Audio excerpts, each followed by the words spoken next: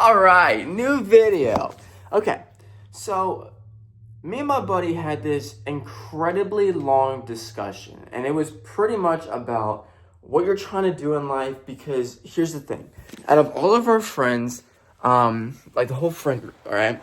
So I basically had mixed match jobs all throughout, like after graduating high school, because I didn't know what I really wanted to do. I didn't start the dental stuff until about 21. I'm 25 now. So, here's the thing. My buddy who owns his house, he's in the trades. He sells foundation work in the Midwest, and he does very, very well. And we were having this long conversation last night. It's like, I love dental. I really, really love dental. And I really had this dream about getting accepted to dental school and having all this like emotional moments and showing the doctors like who I worked for, just like, hey, I really pursued it and I really got it and I'm a doctor.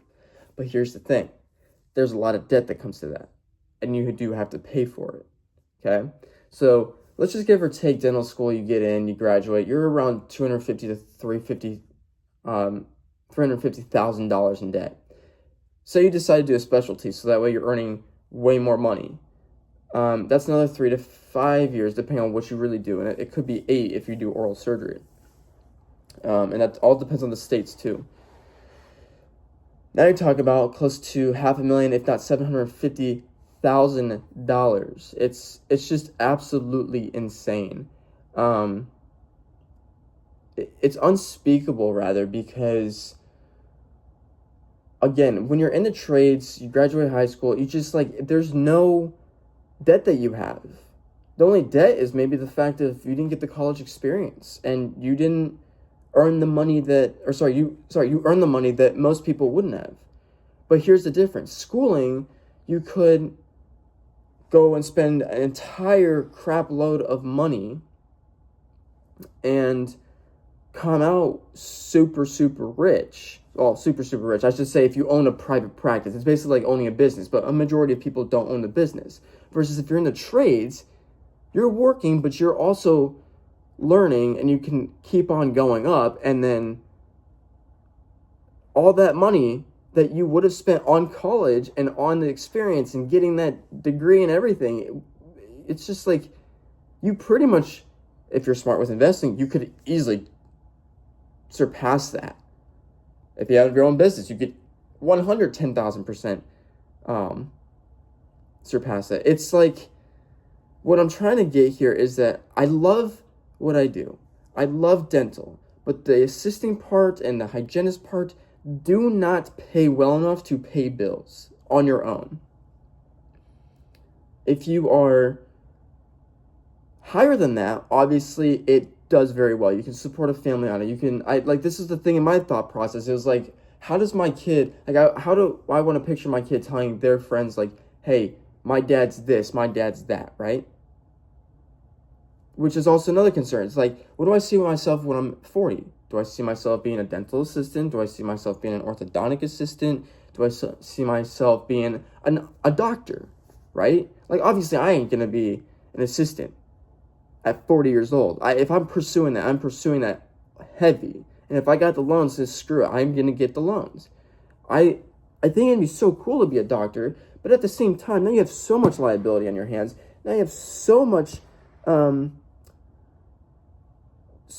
debt, so much, like a whole bunch of crap that you have to deal with. But yeah, it would be super freaking cool. And am I capable? Absolutely. I love dental. I love helping people. I love doing all that stuff. But then the trade, it's like, guys, I'm 25. I have no debt. I've never had debt because I paid it off when I was 21. When I went to college the first time, got an AS degree in media communications. That was $80,000 and I paid it off. What I learned is that when the stonks were happening, if anybody recalls that, I made a crap load of money. I paid my dues, but then I paid off all the student loans and everything, and that's the reason why I have the car I have. But you might be saying, like, you're 25, why aren't you moved out? You're still at your parents' house. Well, why do I need to move out to a state that I don't like?